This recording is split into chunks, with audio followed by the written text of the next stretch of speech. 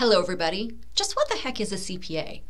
CPA stands for Certified Public Accountant, which is a special designation of accountant as regulated by the AICPA, the American Institute of CPAs, that allows an individual such as myself to represent the public on various matters to various entities.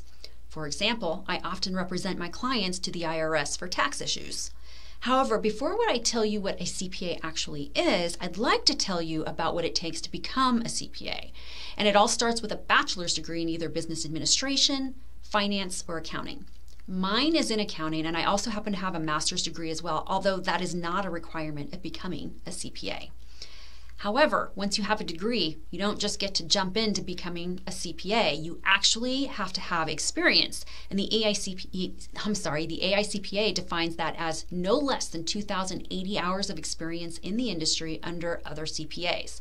However, once you've been able to acquire all of that, you are allowed to sit for the 4 most difficult exams known in the United States: financial accounting and reporting, audit and attestation, regulation, and business environment and concepts. And once you pass all of those exams and you are bestowed upon you the CPA designation, you now have to make sure that you maintain 120 CPEs, Certified Professional Education credits, over a 3-year rolling period, which is about an average of 40 CPEs a year in order to maintain our licenses. So as you can see, we are required to maintain a very high level of ethics, professional standards, and education in order to maintain our licenses. And that is very important because CPAs are fiduciaries. It is our job to always be working in the best interests of our clients in the most ethical, legal way possible. Now, because of the fact that we have a lot of CPE that we have to do, many of us specialize. So people tend to look at CPAs and think taxes, taxes, taxes. And while taxes is a function of what it is we do, it is not the only thing that we do. So it's good to know that there are specialties out there, just like attorneys, just like doctors. Just to name a few, we have forensic accountants, which act as our detectives and expert witnesses. We have corporate accountants who are dealing with mergers and acquisitions and Security and Exchange Commission issues or regulations. We have CPAs who specialize in the very unique needs of nonprofits.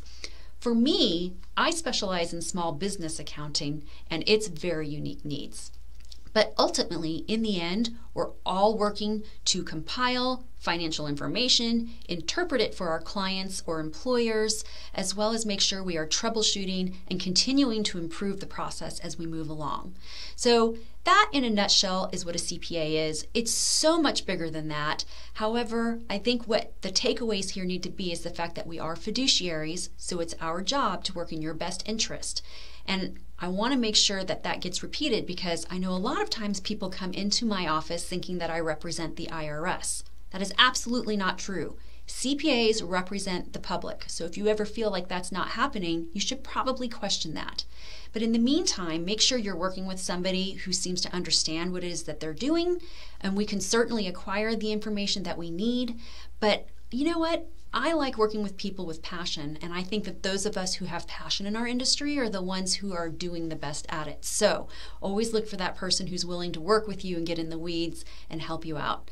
So hopefully you now understand a little bit about what a CPA is, and next week I'm going to talk about the many types of accountants that there are available to you, not just CPAs. Maybe we'll even talk about whether or not it's important for you to have a CPA or not. It isn't always important for you to have one. All right, y'all. See you on next week.